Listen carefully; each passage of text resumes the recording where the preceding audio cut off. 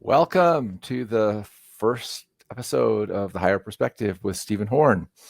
Hi, I'm Stephen Horne, and the purpose of my broadcast is to give people the opportunity to ask questions, so I can talk about what people are interested in. I'm interested in finding out what health topics people want to hear about and what questions they have, and we're going to answer that. We're going to start off, though, this morning with just a little introduction to me for anyone who might not be familiar with me, since this is the first broadcast.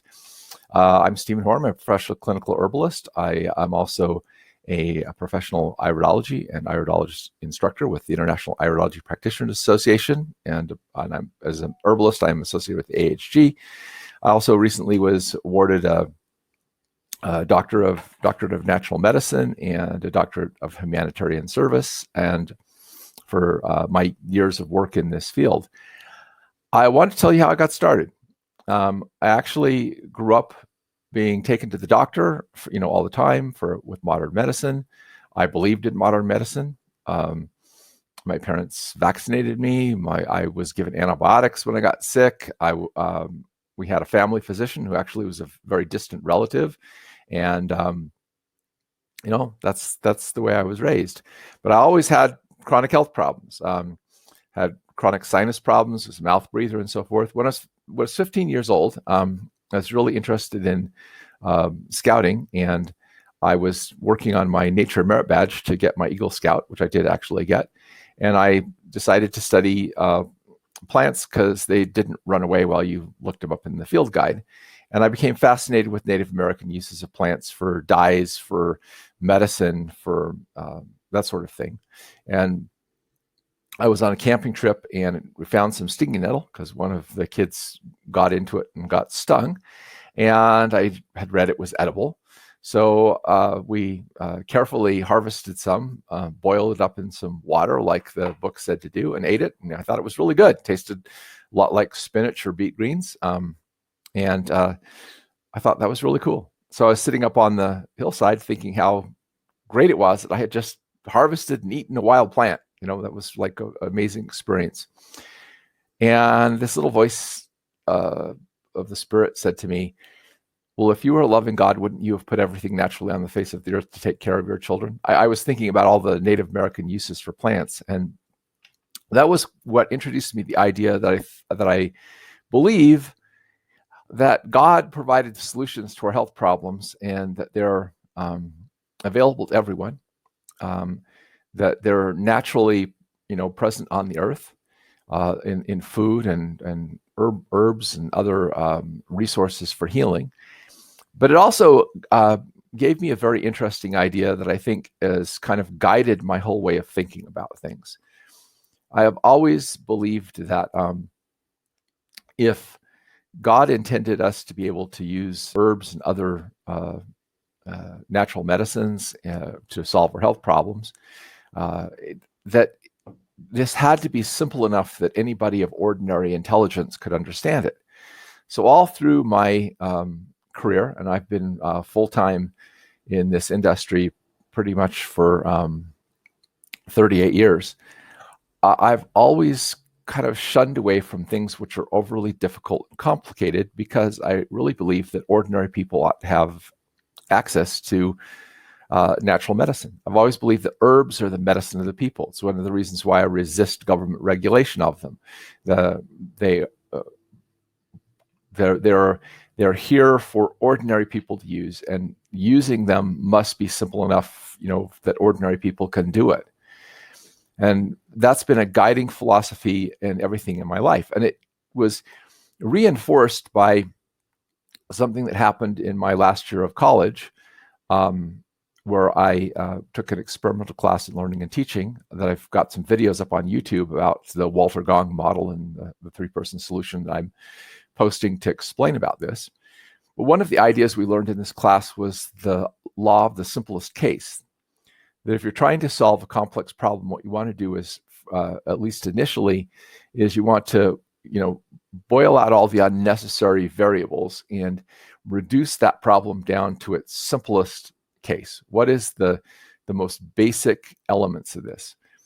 And so when I first got introduced to herbs, it was through books like Jethro Kloss's Back to Eden.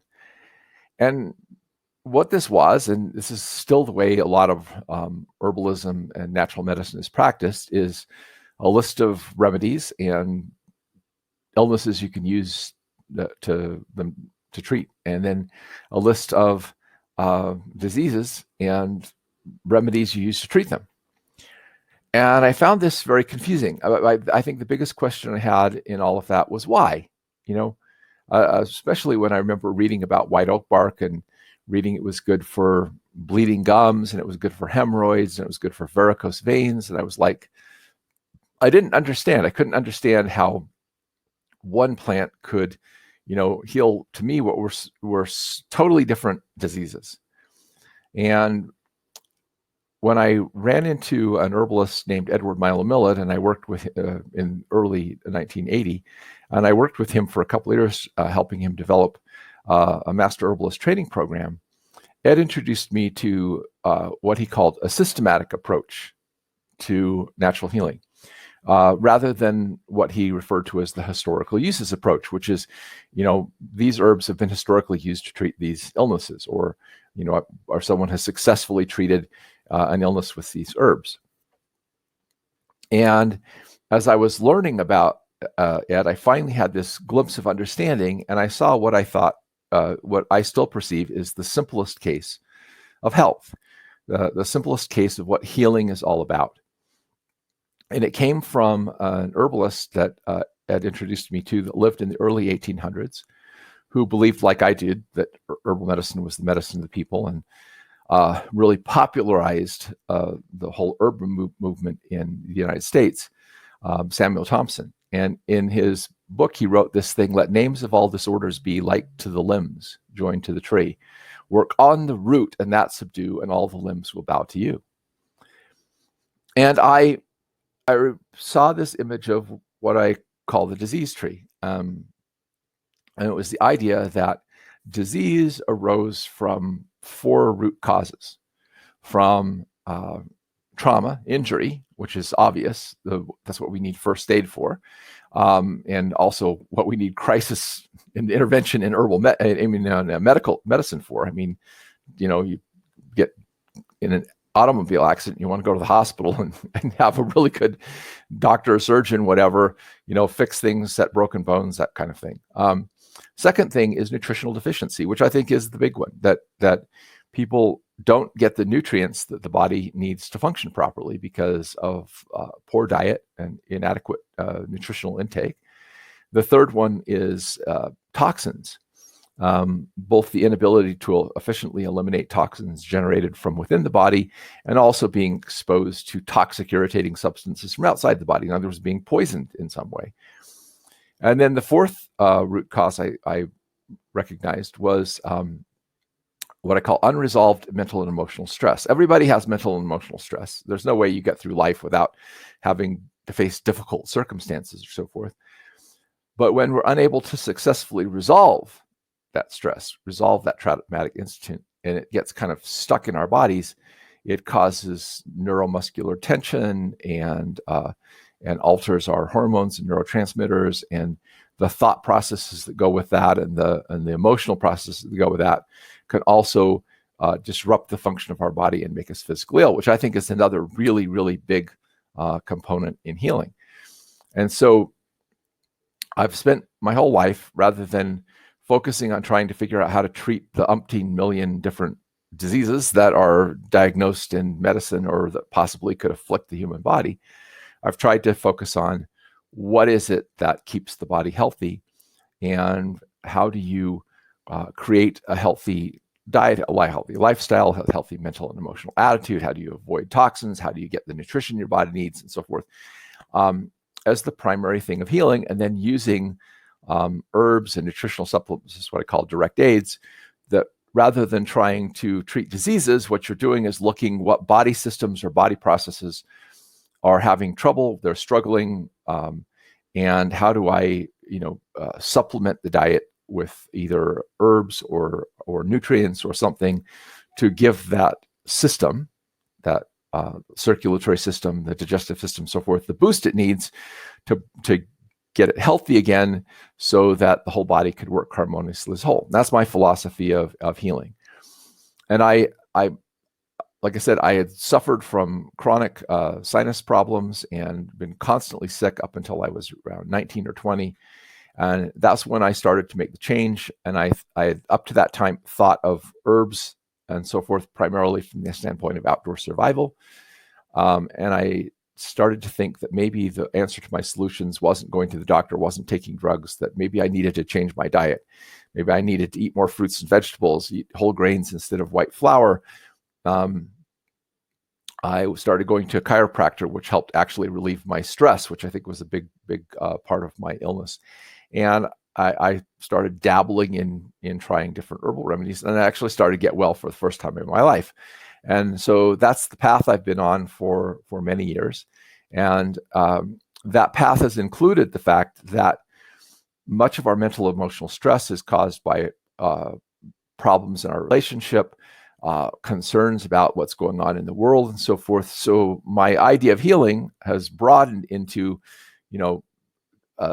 as I explained in the intro video to this presentation, into wanting to help people be healthy on every level of their being. So that's me. And I, for those of you who are, let's see, looks like, yeah. So someone's having a hard time connecting, but it looks like everybody else is doing okay. So like I said, the main purpose of this program isn't for me just to lecture, but it's also for any of you who have joined us to be able to answer questions. So there's a little chat box that you can type in questions, you can type in comments, and basically ask me, anything you want. Ask me about, health problems, and it doesn't have to be physical health problems. In this show, we can talk about, relationship problems. We can talk about mental and emotional healing issues. We can talk about helping to heal, the bigger picture of what's going on in the world, which is a big concern to me. I mean, I've been obviously, if environmental toxins are a big part of healing, then environmental issues are a major concern. In other words, the air pollution, water pollution, chemicals, preservatives, food additives, that sort of thing. And my underlying philosophy of health is what I call treatment by prevention. That is when I find that when I'm looking at a person, and when I'm doing consults, I work with people. I don't work diseases. People will often ask me, well, how do you cure this disease, or how do you cure that disease? And what the answer is, that I can give them the general principles of what's probably involved in that disease, but it has to be customized to the individual, because you have to look at the person. You have to analyze how their life is out of balance, how their life is not working right. Or, what are they eating? How much sleep are they getting? Are they getting any exercise? Are they being exposed to environmental pollutants? People will get sick because they're working in a job where they're being exposed to chemicals all the time, and they don't have enough nutrients to help their body properly detoxify that stuff. I'm talking about things like painters and dry cleaning solution, and even beauticians using dyes and chemical products in people's hair, not just working in a manufacturing plant with chemicals, but in all these jobs, like being pest control person and going out and spraying insecticides and so forth around with people. All this stuff adds a burden of toxicity. And the good news is that the body has the capability of detoxifying most of this stuff quite well. But the bad news is that it needs nutrients to do so. And that's the dilemma of modern society. The biggest problems and the biggest things that are causing people to be sick in modern society are, one, they're being exposed to all these chemicals, the preservatives, food additives, pesticide residues, chemicals that are inserted into like paint and wood and everything. I mean, even in your own home, the outgassing from chemicals from fabrics and so forth is causing people to be stressed, and then they're eating nutritionally deficient foods, so they don't have the nutrients to detoxify that. And that is where a lot of our health problems are coming from. I think that's why we have so much cancer. I think that's why we have so much so many neurological disorders. And so if you can't avoid chemicals entirely, but if you could minimize your exposure to toxins and you can maximize your nutrition, you go a long ways. But of course, the other thing is the stress component. If you don't know how to deal with the problems in your life and how to successfully cope with them, you'll be under constant stress, and stress plus nutritional deficiencies is always going to equal diseases. So someone's asking about CBD and cannabis and so forth. All right. So I it was probably about 20 years ago. I read a book called The Emperor Wears No Clothes, which was basically about the uses of hemp, the cannabis family. In the cannabis genus, there's 3 different species. 2 of them contain THC, which is the chemical that's hallucinogenic. I don't remember what THC stands for, but then also within all 3 of those plants, there are compounds called cannabinoids, and there are cannabinoid receptors in the brain, just like there are opioid receptors and receptors for caffeine and other alkaloids and so forth. And so there is some definite medical uses for cannabis. Prior to the time that it became illegal, cannabis was a recognized pain medicine in Western medicine, by the AMA, and hemp which is the fiber made from cannabis, was used to make paper, used to make clothes. It was used in World War II extensively to make parachutes and so forth. So the plant actually has some real use. And they talked about in this book that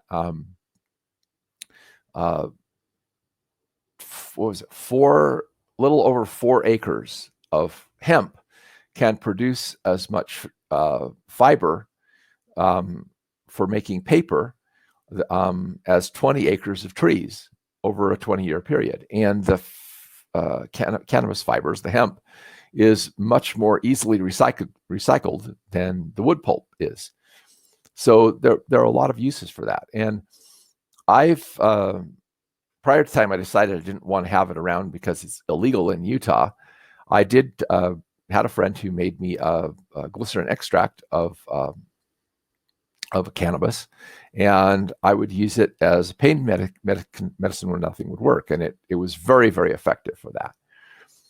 That said, there's a problem with the whole medical marijuana movement, and the problem is this: that a plant being useful medicinally doesn't make it useful recreationally, and they've specifically bred and altered the cannabis so that originally it maybe only had 1 or 2% of the THC. Now it has much, much higher levels of THC, which actually is very harmful to the brain. And I've seen brain scans of how it actually damages the brain, lowers IQ, and other things. So I think cannabinoid extracts have some definite medicinal potential. I think I've been taking a product that has whole hemp powder in it I really like it. So I think there's definitely some use for this. But I just don't think it's smart to use anything that alters your brain recreationally. Alcohol, tobacco, cannabis, all of that stuff. I avoid it. I don't think it's good for your health. I mean, if you have an occasional glass of wine or occasional beer, I'm sure that doesn't do any serious damage to you. But if you're drinking all the time, or you're smoking weed all the time, or whatever, it really has some potential to do damage to your body. And so that's the thing that I do. No, that wasn't a convention teaser. I like I said, I've been interested in medical marijuana for a long time, and I think that it definitely has use, but I think it can also be very much abused. That said, I don't think that cannabis is any more dangerous than alcohol. And if you're going to have alcohol be legal, and people can drink and do all the damage that alcohol causes, I don't see why you have to turn cannabis into a class 1 narcotic drug and regulate it like that. Anyway, that's my opinion on that whole subject. But I think that people get caught up in this whole idea of like miracle cures, like this fantastic new remedy comes out. And I've watched this over the course of my many years in this field. I remember one time aloe vera was the rage. Aloe vera was good for everything, blah, blah, blah, blah, blah. And then I saw the noni fad, and then, mangosteen was the hot thing. And there's always something that's hot and popular and the latest thing and whatever. And people jump on the bandwagon for these things thinking, oh, it's going to fix everything. Well, a little news for you. Nothing fixes your life except you fixing your life. There are all herbs and all supplements are what I call direct aids. They work on helping to rebalance the body when it's been thrown out of balance, but you're not going to keep it in balance if you don't adjust your lifestyle. If you don't make sure you eat healthy, you avoid toxins, you learn how to cope with stress and problems in your life, you're careful so you don't get in accidents. I mean, you've still got to always work on eliminating the root causes of illness and living a balanced life. Someone asked, is drinking alkaline water safe? And the answer is, I believe so. I don't see any problem with drinking alkaline water. Someone gave me one of those really expensive machines that makes alkaline water, and I tried drinking it for a couple of months. I, for one, didn't notice that much difference. I know people swear by it and say that they feel better and so on and so forth, but I just didn't notice that much difference.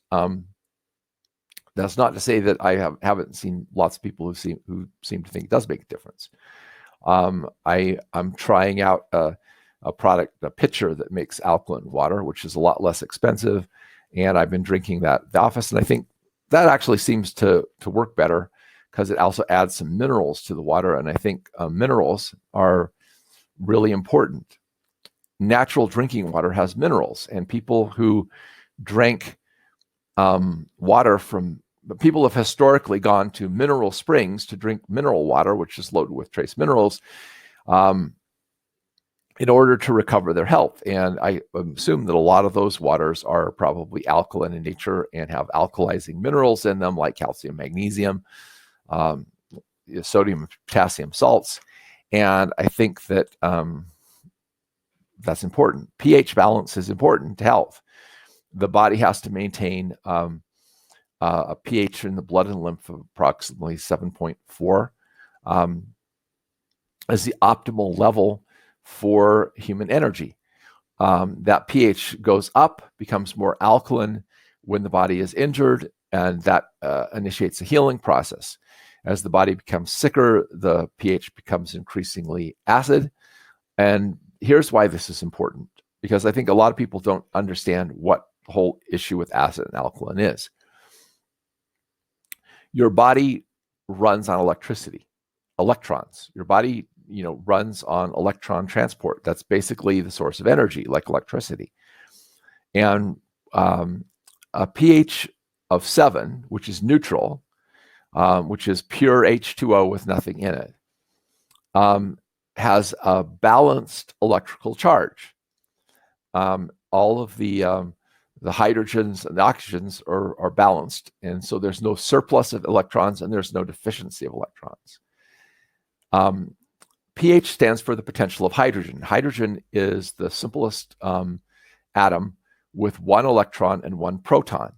When the electron is removed from a hydrogen atom, you have a proton. And that proton is acid because it is missing an electron. So it's hungry for an electron. It's looking for an electron, and it wants to grab an electron from something else. So if you ever heard of proton pump inhibitors, in your stomach, your body makes acid to digest food. And to make acid, it has to strip electrons off of molecules in order to have a basically free proton, free hydrogen. And that makes an acid pH. So there's an electrical current potential in pH. In other words, if I have an acid substance in one side and an alkaline substance on the other, and I run a wire between them, electrons will flow from the alkaline side to the acid side because the alkaline side has electrons to donate. It has excess electrons, which will flow to the deficient side, the acid compound. That's how a battery works. So your body basically has kind of a battery within it of acid and alkaline balance, and it has to have an abundance of electrons, or not an abundance, but a certain amount of electrons in order to be able to run the energy of the body. As your available electrons diminish, your body gets more tired and it has a harder time healing, and you start getting sicker and sicker. That's the basic idea. So there's a whole bunch of things that help to balance the body and allow it to produce electrical energy. Some years ago, I discovered this thing called earthing. I don't know if many of you have heard this, but it's the idea that, like, when you walk barefoot in the grass or barefoot in the sand, the earth has a big surplus of electrons that you actually absorb into your body through your feet, or when you're laying on the sand or laying on the grass. You know how good that feels, right? It feels really good. It's because your body is actually picking up electrons. If you hug a tree, the same thing. The tree, you're getting electrons from that. That feels really, really good. Okay. And so there are these people who make these like sheets and little things that are impregnated with little bits of silver wire. And you basically plug them into a grounding rod, and then you can sleep on them. And in the book I read about this, they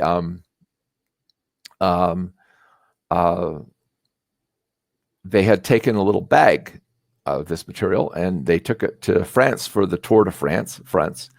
And when some of the riders got injured, they had them sleep overnight in this bag, and it actually greatly accelerated the healing of their injuries.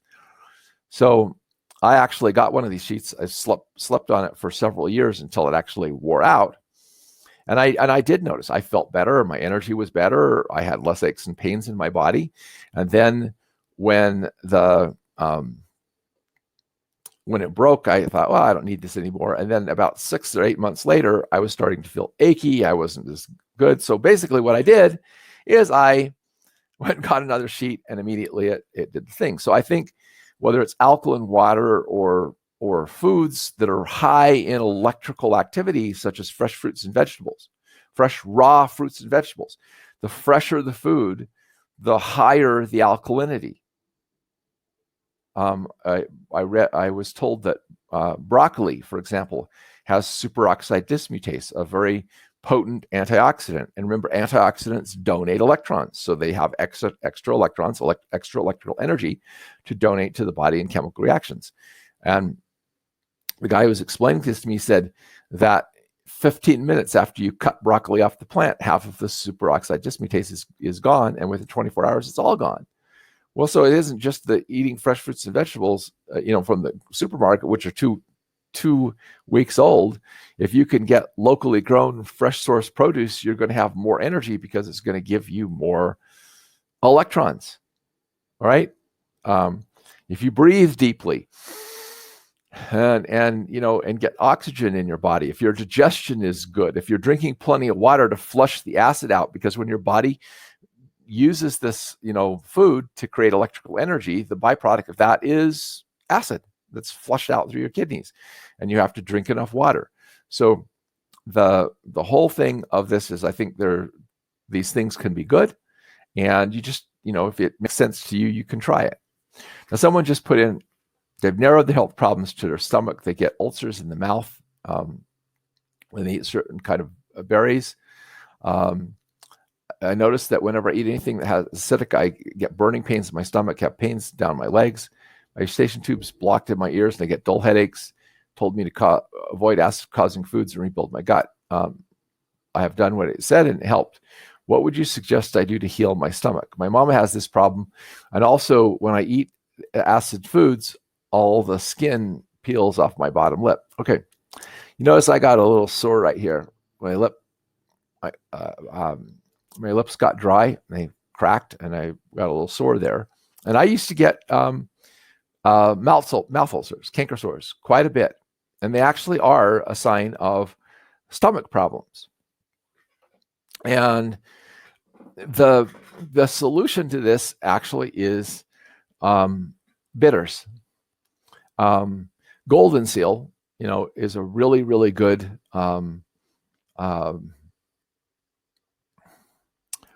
remedy for helping with canker sores. It's also a really good remedy for helping your gut, but bitters in general are helpful. Gentian, so forth, because the bitter herbs are very alkaline in nature. And here's what happens when you take digestive bitters, which are bitter herbs that also contain a few like aromatics. Both the taste of the bitter and the alkalinity of the bitters stimulates the proton pumps in your stomach to produce acid to neutralize the alkalinity in your stomach.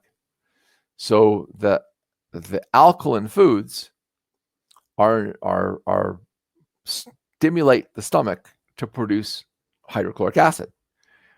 The byproduct of that is at the same time that produces bicarbonate. Bicarbonate, which is baking soda, is sodium bicarbonate. That bicarbonate is the primary alkalizing agent in the blood. And it also is then taken up by the pancreas to create alkaline secretions for the small intestines. So if you don't eat enough alkaline foods, okay, and you don't get enough alkalinity, in other words, enough alkaline donors to cause you to produce hydrochloric acid, you're going to become overacid because you're not producing stomach acid. That's the irony of the whole thing.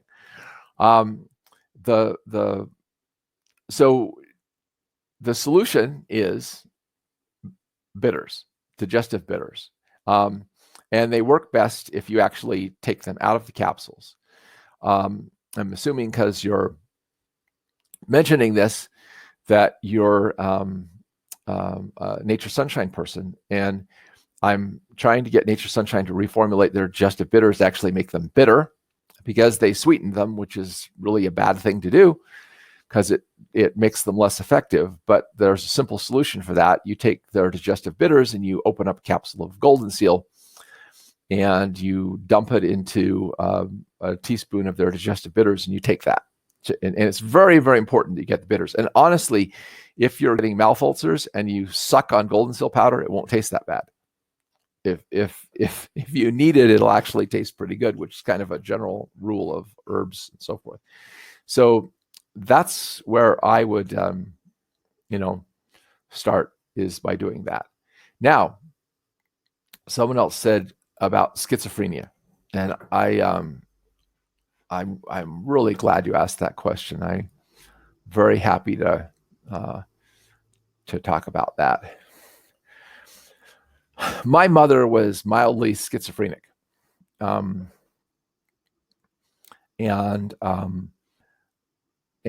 what this means is that the person, a schizophrenic person, is a little bit disconnected from reality. They may have hallucinations, but they definitely seem to have kind of like a almost dual personality. So there are a number of things that I have learned about working with schizophrenic people, because I worked with my mom and I actually helped her improve. I worked with someone else who'd been diagnosed with schizophrenia and actually helped her. And so here are some of the things I've learned. One thing I have found is that blood sugar problems are a big issue in schizophrenia. I read this in testimony before the Senate Select Committee on Human Nutrition way back in the 70s, where this medical doctor, who was the forerunner of what they call, one of the early pioneers in what they call orthomolecular psychiatry, which is psychiatry based on the idea that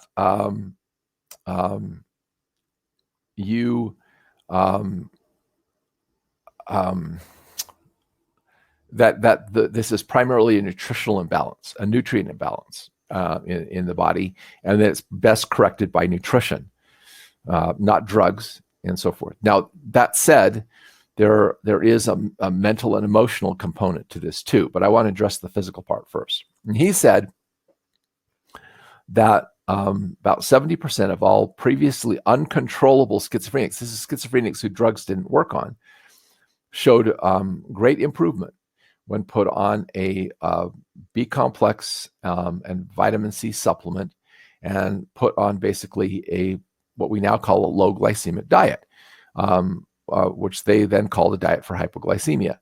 So in other words, you have the person stop eating refined carbohydrates, and no white flour, no white sugar, cut down on sugars and flour in general, eat a lot of fruits and vegetables, and take some B vitamins. Probably the methylated B12 and B6 would be really helpful too. But even just a general B complex supplement or a B complex with vitamin C, that will help to stabilize them. That helped my mom. When I got my mom to quit eating a lot of sugar, when I got her to improve her diet, when I got her taking liquor, had her take licorice root to balance out her blood sugar. I had her take B complex C. She became much calmer, much less reactive. Same thing was true of the other lady I shortly thereafter worked with. Now, that's not always going to be the answer, but I'm just saying that there is a nutritional thing with the neurotransmitters in the brain, that the brain can't function properly without the things it needs. And all of your neurotransmitters are made from protein, so you've got to have an adequate supply of amino acids. All of your neurotransmitters are synthesized with the aid of B vitamins and a process called methylation. So that's really important. And so you have to kind of figure out what it is that balances out the person's blood sugar and their biochemistry with the nutrients.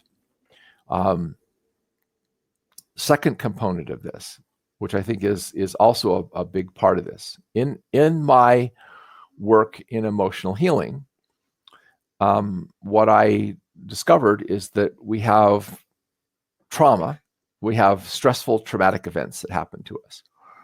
And if that can often be the tipping point to knock our blood chemistry completely out of whack. For my mom, that was when her dad died. She went, quote unquote, crazy, what we call going crazy, after her father died. And that's when her brother wound up putting her in a mental hospital for the first time. But the triggering event or the triggering trauma, okay, overwhelms the body's coping mechanisms a lot because the person's not getting the nutrients they need. But also, when we have a trauma, we have to discharge the trauma. When it's over and we have a safe space, we have to discharge the trauma by either grieving, like crying and going through a grieving process, losing a loved one, or we might get angry and go out and shout and scream a little bit and get it out of our system. Or in the case of severe trauma, where it's a freeze reaction, you have to you'll shake. And you do this, your body does these things to discharge the trauma. Well, we practice emotional allopathy on each other. And so when someone is, angry and, because of something bad that's happened to them, or they're grieving or whatever, we have to say, get over it, stop being angry, blah, blah. We don't do anything that just supports the person through that recovery process. And because of that, the trauma gets held in the body in the form of tension. And as the person has multiple traumas laid on top of them, they become less and less willing to go into their emotions and into their body, and more live up in the world of their head, trying to escape the things that are going on in their body and not dealing with them. And I found in Alexander Lowen, who's a psychologist who worked with the body, a body-centered psychology, he says that schizophrenics always have a kinked neck, and when they draw pictures of themselves, they always have a head disconnected from the body. And I think that's generally true, that basically they are not connected with their body. They're not connected with their body's needs. They're not connected with their feelings, their body feelings. And sometimes when their blood sugar gets low and they do connect with that, all of that trauma comes out in the form of what we think of as crazy behavior, which again is, like I said, a discharge of the attempt to discharge the tension in the body, but we don't know how to support that. And that's what we do in emotional healing work, is we support that. So I do believe that schizophrenia and mental illness can be cured, but I think it takes a really good diet. And part of the problem is, of course, that sugar and refined carbohydrates are highly addictive. And they will make you feel temporarily better because they light up the brain even stronger than cocaine does, as far as being a temporary stimulant. But then, because they don't contain the vitamins and nutrients needed to support the body, that gets followed by a letdown, where you feel kind of nervous and anxious and depressed. And I've observed this for many years. I remember I was out with one of my ex-wives and or stepson. I say ex. One nice thing about talking about stuff from the past is because I've had more than one ex-wife. I'm not revealing who I was talking to, but anyway, who I was talking about. But he was perfectly behaved. We were at a county fair. He was perfectly behaved. He was calm. He was whatever. And then I watched his mom buy him cotton candy. And within 5 minutes, he was fussy, nervous, irritable, and and his mom started yelling at him. And I remember thinking, "You're the one who bought him the cotton candy," because I'm aware of it. I've watched this happen numerous times, where kids are fairly calm, they're fairly well behaved, and then you give them sugar, and boom.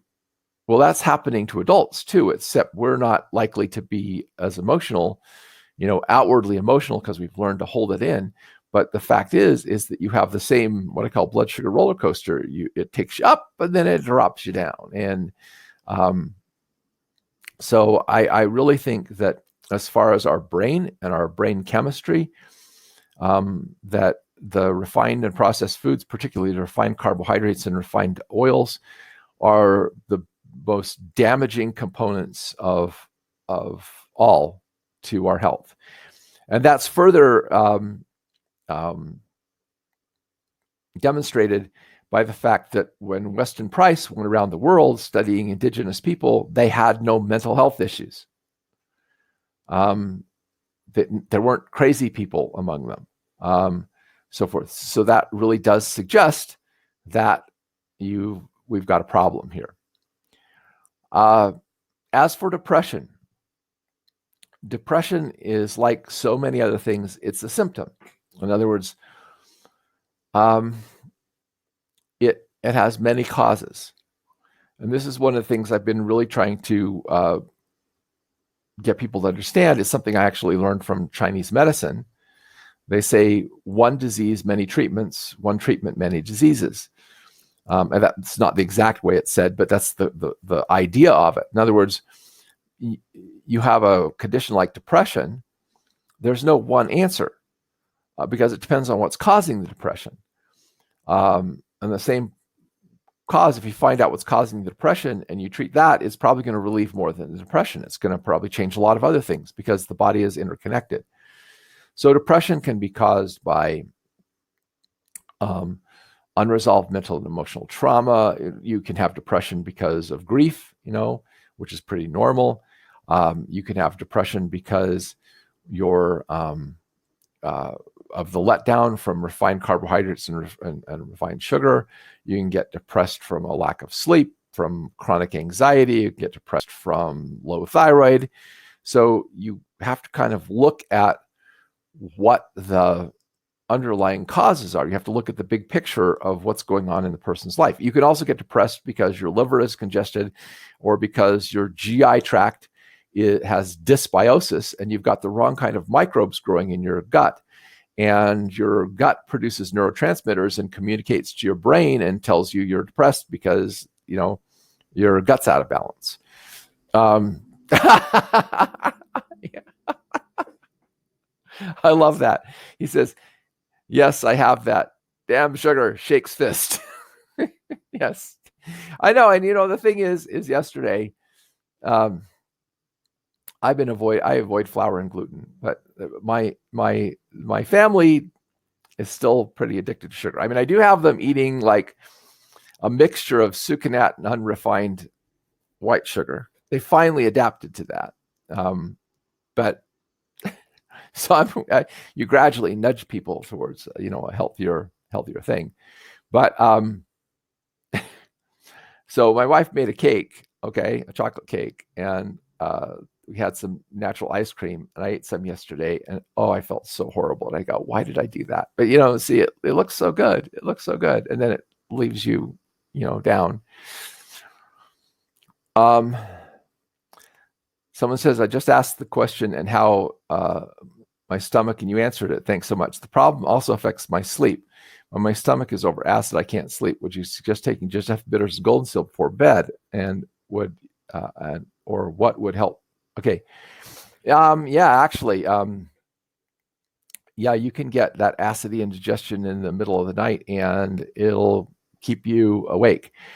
And I would actually suggest that when you eat protein, and you do need protein, because protein, when you're taking protein, that is actually creating hydrochloric acid, which helps, believe it or not, alkalize your stomach.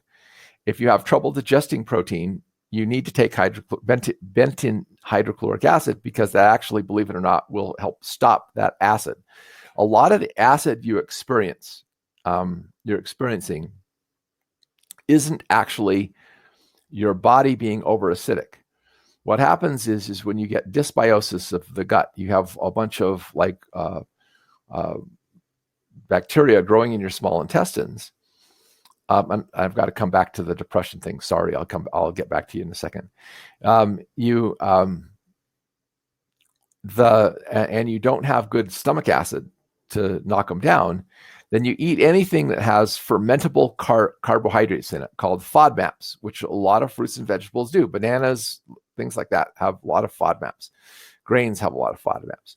And you eat these foods that have the fermentable carbohydrates in them, and the bacteria start eating them and produce acid and gas. And so if you also have problems like belching and a sour stomach and so forth, like about an hour after eating, this is also a sign that you need to work on that. That's why the golden seal and digestive bitters will actually help. Again, because they help to correct the dysbiosis as well. and knock down the bacteria, particularly things like golden seal, or even berberine is helpful. Straight berberine. Now back to the depression. St. John's wort I know is touted a lot as a remedy for depression. It does work on mild to moderate depression associated with anxiety and digestive problems. So if you have digestive problems and you've got anxiety and depression, St. John's wort might help. But there's a lot of other things that could be probably more helpful depending on what's causing your depression. And I particularly have, with a lot of people have found this Chinese combination that Nature Sunshine has called Mood Elevator to be very helpful. It's a TCM formula. It actually works on your digestive tract. It works on your nerves. It works on a number of different things that can be involved in depression. I found a lot of people who really, really benefited from taking that formula. And because it's not a specific SSRI, it doesn't target SSRI. It's perfectly safe for people to take who are on SSRIs. And I've actually helped people wean off SSRIs with that formula. Some other things that are potentially helpful: Damiana is a pretty good antidepressant. Black cohosh is a good antidepressant for women who are getting depressed before their period or after having a baby or after menopause. So basically, those are some of the basic herbs for depression, but you've got to really get in and figure out what's causing it. I went to a lecture with David Winston, who I think is one of the best herbalists in the United States, and he talked about 20 different causes of depression and herbs that worked on each one of them. So it's one of the things that is a shortcoming of modern medicine is they basically try to treat symptoms instead of trying to get in and dig around and look at what's causing it. What are the root causes? How are you eating? Are there any chemicals you're exposed to? Do you have unresolved mental and emotional stress that you need to work through and deal with? Those are the things that you really need to be looking at and working on. A couple of people are indicating they'd like to talk. Let's see. Deborah, are you there? And there's also an Alexandria who says she wants to talk, but no request pending. Okay. All right. So, this is basically what this show is going to be. I twice recently, once at the Herbal Traditions Conference in Lehigh, and then I went to a conference in Toronto. And in both cases, I actually wound up having more time than I thought I was going to have. And so I got through my presentation early and I did question and answer. And I really loved it. That's one of the reasons that I got the show, is because I really like specifically addressing people's questions. And most time I don't have time to do that in other formats. And so I thought this would be a great way to do this. Okay, so specifically black cohosh helps depression associated with PMS. In other words, if you get depressed before your period and get you really teary and sad, or if after you have a baby you feel depressed, postpartum depression, or you get depressed as you're going through menopause, those are all indications for black cohosh. There's one more really good indication for black cohosh, and that is, and Matthew Wood gives this in his book of Herbal Wisdom, which I really love. It's for women who are attractive women who continually get involved with abusive and controlling men and get depressed and upset because of that. And then they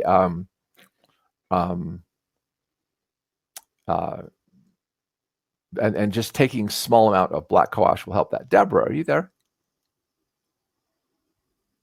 Oh, all right. Some people requested to join, and I've never actually had people do that before, so that was kind of interesting. I was trying it. Yeah, the black coash and what I would do is one capsule is actually a pretty high dose of black coash. I think it's better to take it in very tiny doses as a tincture and maybe 5 to 10 drops 2 or 3 times a day, and that would be perfectly safe for nursing women, so forth.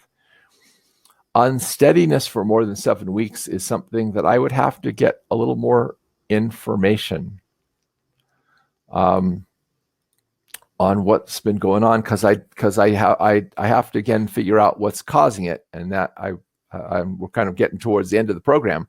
Save that, and if you want to email me or write a little more about it in the comments to this video when I post it on YouTube, we'll see if we can't address that.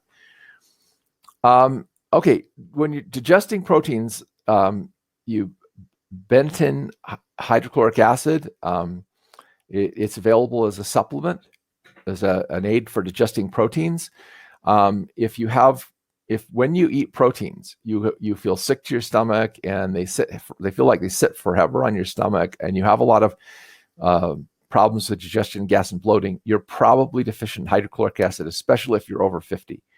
And so it helps. It can help to take that to kind of get you digesting proteins again and assimilating them. The digestive bitters will help stimulate your own body to produce so forth. Can I get what at NS? Nature Sunshine sells bentane hydrochloric acid. I have some on my desk right here because I take it. I will be 64 on Saturday. 64. So, the mosquito question. One little thing. Gosh, I'm not sure exactly what that is. I know that there are essential oils that you can blend together and mix into a lotion, apply topically to help repel mosquitoes. But I can also tell you that mosquitoes are less likely to bite you if you get off of refined carbohydrates. Not sure why that's so, but it does. Bitters do work if you don't have a gallbladder. Citronella helps repel mosquitoes, but there are other essential oils that do so too, and I don't remember them off the top of my head.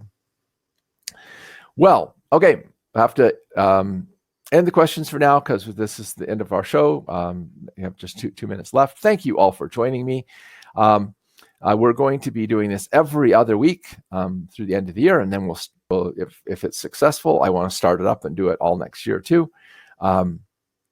All of the videos for this are recorded. They're broadcast simultaneously on YouTube, and I will be emailing everyone the link to the YouTube channel. I do have one problem. Our email system, all Microsoft email accounts are blocked on our email or thing, and we haven't been able to fix that. So Hotmail, the message won't go out to Hotmail, won't go out to I think MSN and one other one. But just so you know, if you look Stephen Horne, okay, look up the YouTube channel is Herbal Education, or you can just look it up as Stephen Horne on YouTube. And there is a special playlist called The Higher Perspective. So it has the intro video, it will have this video and all the other videos. So if you miss any of them, you can catch up on the shows. And please, if you have additional questions, type them in the comments below, and I'll do my best to answer them. And we'll get some good discussion and dialogue going on, and help everybody to, be healthier, which is our goal. So thanks everybody for joining me, and I'll catch you in a couple of weeks on our next show.